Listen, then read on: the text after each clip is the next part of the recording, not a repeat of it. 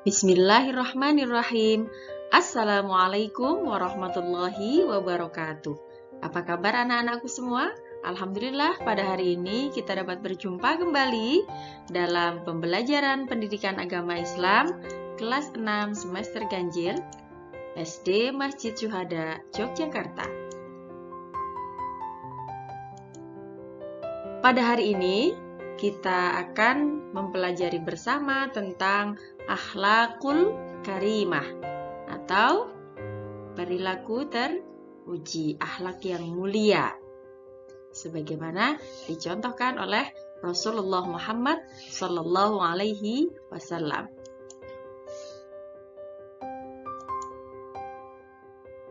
Pada hari ini, perilaku terpuji yang akan kita pelajari adalah perilaku hormat dan patuh kepada orang tua, guru, dan sesama anggota keluarga.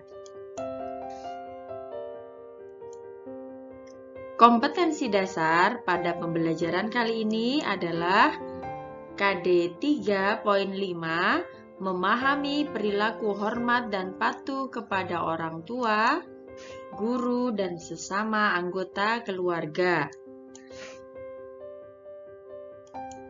Tujuan pembelajaran pada pelajaran hari ini adalah setelah mempelajari materi ini, siswa diharapkan dapat memahami perilaku hormat dan patuh kepada orang tua, guru, dan sesama anggota keluarga. Kemudian menerapkan perilaku hormat dan patuh kepada kedua orang tua, guru, dan sesama anggota keluarga dalam kehidupan sehari-hari. Jadi, anak-anak diharapkan bisa memahami, setelah memahami dapat menerapkan perilaku tersebut dalam kehidupan sehari-hari. Yang pertama kita bahas adalah hormat dan patuh kepada orang tua. Patuh kepada kedua orang tua dalam agama Islam sering kita kenal atau disebut dengan birrul walidain. Ini adalah berbuat baik kepada kedua orang tua. Berbakti, berbuat baik, mengasihi, menyayangi, menghormati, mendoakan, taat, dan patuh kepada kedua orang tua adalah kewajiban seorang anak kepada orang tua. Mengapa kita harus berbuat baik, harus berbakti, harus mengasihi, menyayangi, hormat, taat, patuh kepada kedua orang tua kita? Karena jika tidak ada mereka, maka kita tidak akan bisa hidup di dunia ini. Karena mereka berdualah kita bisa hidup di dunia ini atas izin Allah, dan kita bisa seperti sekarang ini karena kedua orang tua kita. Meskipun kita berbuat baik sebanyak apapun, tidak akan bisa membalas kebaikan dari kedua orang tua kita itu. Nah, jadi mari bersama-sama ibu dan juga anak-anak senantiasa berbuat baik kepada mereka berdua, baik yang masih ada di dunia ini ataupun yang sudah wafat menghadap Allah Subhanahu wa Ta'ala. Jika beliau berdua sudah tidak ada, maka kewajiban kita adalah mendoakan mereka agar mereka selalu dilapangkan kuburnya, diterima amal ibadahnya, dan doa anak yang soleh itulah yang akan menjadi penolong bagi kedua orang tua kita nanti.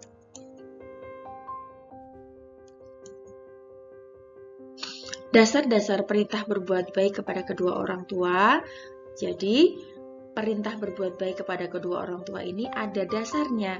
Yang pertama adalah mengikuti perintah Allah Subhanahu wa Ta'ala dalam Quran surah Luqman ayat 4 yang artinya Dan kami perintahkan kepada manusia untuk berbuat baik kepada kedua ibu bapaknya.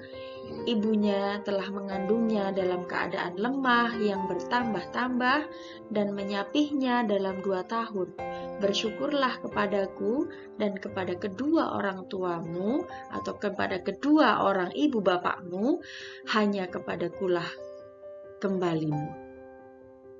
Di sini Allah memerintahkan kepada kita untuk selalu berbuat baik kepada bapak ibu kita, terutama kepada ibu. Beliau telah mengandung kita selama 9 bulan 10 hari.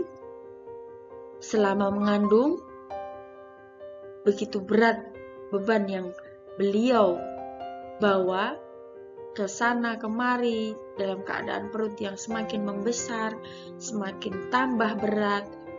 Kita diletakkan pun tidak bisa, kemana-mana dibawa oleh beliau.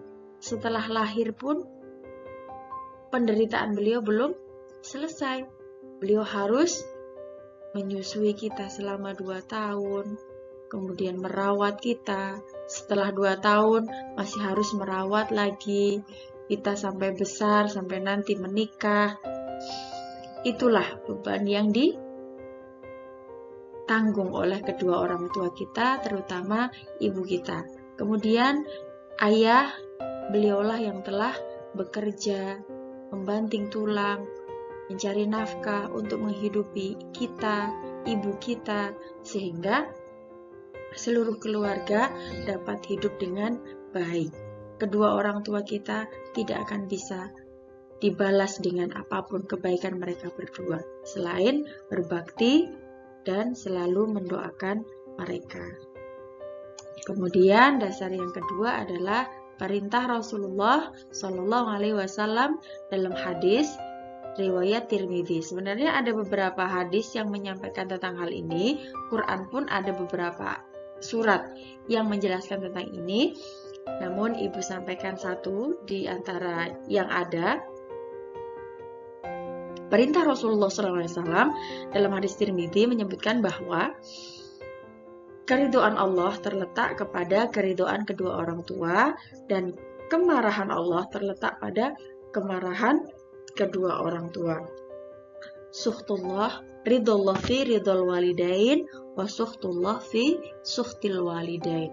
Ketika orang tua kita tidak meridhoi apa yang kita lakukan, maka Allah pun tidak akan ridho. Begitu pula sebaliknya, ketika orang tua kita marah, maka Allah pun akan marah kepada kita. Maka hormati kedua orang tua kita. Mari bersama-sama, ibu meskipun sudah tua, ibu masih punya orang tua, anak-anak apalagi, mari kita berbuat baik dan selalu hormat patuh kepada mereka berdua.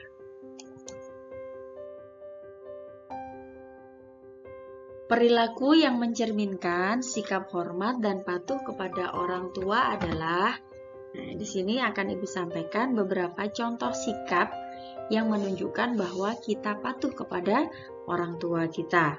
Yang pertama, salam saat meninggalkan dan bertemu beliau. Jadi ketika kita akan meninggalkan beliau atau bertemu, maka ucapkanlah salam. Assalamualaikum, mama, papa, ibu, bapak, umi, abi. Tuh, saya mau ke sini, mau sekolah dulu, seperti itu ya. Salam, jangan lupa selalu mengucapkan salam. Yang kedua, mendengarkan perkataan mereka dengan hormat dan rendah hati. Ketika beliau berdua memberikan nasihat-nasihat kepada kita atau sedang berbicara dengan kita, maka dengarkanlah apa yang beliau ucapkan dengan penuh hormat dan rendah hati. Dengarkan baik-baik, jangan malah ketika beliau menyampaikan sesuatu kita malah berbicara sendiri. Itu sangat tidak menghormati beliau. Kemudian tidak memotong pembicaraan. Nah, ketika beliau menyampaikan sesuatu, dengarkan dengan hormat, dengan rendah hati, dan jangan memotong pembicaraan beliau. Ini sangat tidak diperbolehkan. Ketika beliau sudah selesai berbicara, kita minta izin ibu, boleh saya bicara, atau bapak boleh saya bicara. Ketika diizinkan maka bicaralah. Kemudian pamit saat meninggalkan rumah. Nah, ini sangat penting ya pada masa sekarang ini, atau sangat dibutuhkan. Keberadaan kalian itu ada di mana, itu sangat dibutuhkan oleh orang tua kita. Jadi kita kalau mau pergi kemana, misalnya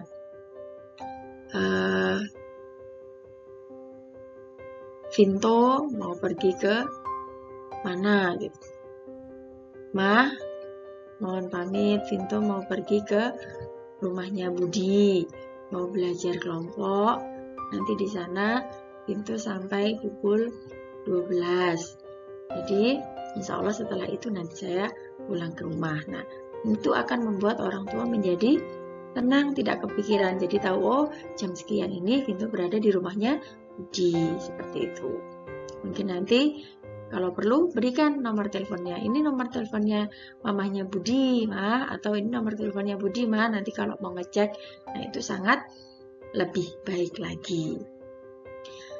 Selanjutnya, mencium tangan keduanya saat pergi atau kembali. Ketika kita akan meninggalkan rumah, ucapkan salam, pamit, dan cium tangan beliau. Begitupun saat kita kembali ke rumah.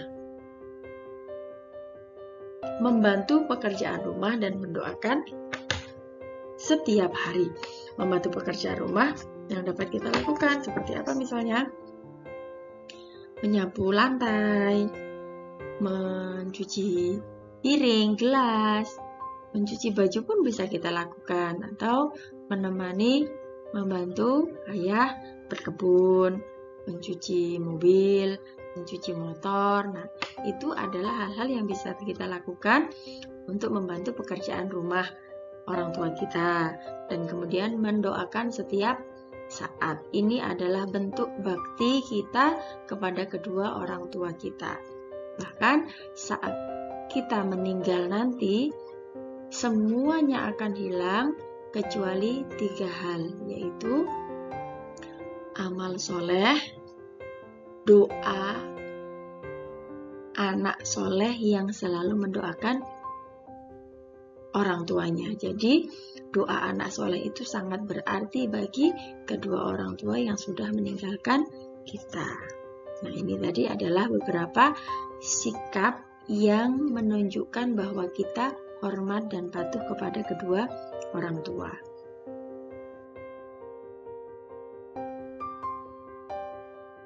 Untuk selanjutnya, setelah hormat dan patuh kepada orang tua, kita akan membahas hormat dan patuh kepada guru. Siapakah guru itu? Guru adalah wakil orang tua kita di sekolah. Ketika kita di sekolah, maka orang tua kita adalah bapak dan ibu guru. Mereka yang bertanggung jawab atas kita. Maka kita pun wajib untuk selalu hormat dan patuh kepada mereka. Yang kedua, merekalah yang menuntun kita untuk menggapai ilmu pengetahuan dari TK atau bahkan playgroup. Sekarang malah ada dari bayi sudah disekolahkan, kemudian playgroup, TK, SD, SMP, SMA, kuliah, mahasiswa, itu semuanya kita selalu bersama dengan guru-guru kita. Bahkan mungkin di kehidupan kita dalam sehari, waktu kita bersama guru di sekolah itu lebih banyak dibandingkan dengan kedua orang tua kita. 24 jam kita sekolah dari jam 7 sampai jam 4 sore. Kemudian habis 4 sore kita bersama dengan masyarakat sebentar.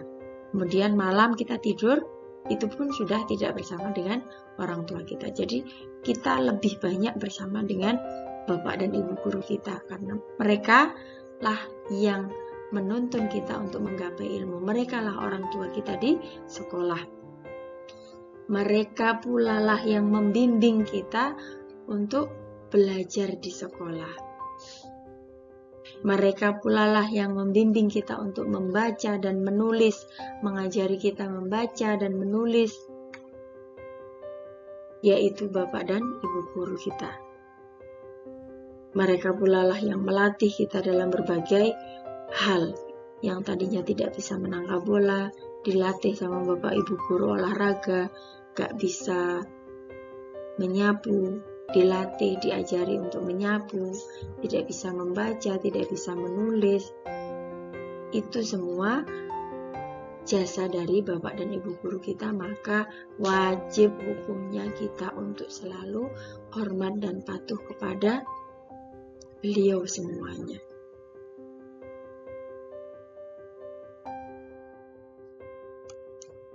Untuk yang terakhir adalah hormat dan patuh kepada sesama anggota keluarga. Dalam hal ini yang mendasari adalah hadis Rasulullah Shallallahu Alaihi Wasallam yang diriwayatkan oleh Bukhari, Abu Daud, dan Tabrani yang berbunyi, tidaklah termasuk golongan kami orang-orang yang tidak menghormati yang lebih tua dan tidak menyayangi yang lebih muda. Di sini tidak termasuk golongan kami itu maksudnya adalah golongannya dari Rasulullah SAW. Siapa? Yang tidak menghormati yang lebih tua dan tidak menyayangi yang lebih muda. Jadi dengan yang lebih tua, hendaklah kita senantiasa menghormati, dan kepada yang lebih muda kita harus senantiasa menyayangi. Sungguh indah hidup ini jika kita saling menyayangi dan menghormati. Demikian yang dapat Ibu sampaikan. Semoga kita selalu menjadi orang-orang yang mempunyai akhlakul karimah, mempunyai perilaku yang terpuji sebagaimana dicontohkan oleh Rasulullah SAW, dan Rasul pun diutus ke dunia ini untuk menyempurnakan akhlak manusia. Jadi pendidikan karakter, akhlak, budi pekerti itu adalah lebih penting dari segalanya. Demikian yang dapat Ibu sampaikan, semoga bermanfaat. Alhamdulillahirrabbilalamin. Kita tutup pertemuan kali ini dengan doa kafaratul majlis. Subhanakallahumma rabbana wa bihamdika asyhadu an la ilaha illa anta astaghfiruka wa atubu ilaik. Sebelum Ibu tutup, Ibu berpesan jangan lupa untuk selalu like, comment, share, and subscribe channel YouTube Siti Mufiroh. Semoga channel ini selalu memberikan manfaat bagi kita semua. Amin amin ya rabbal alamin. Ibu tutup. Assalamualaikum warahmatullahi wabarakatuh. Tetap semangat belajar dari rumah.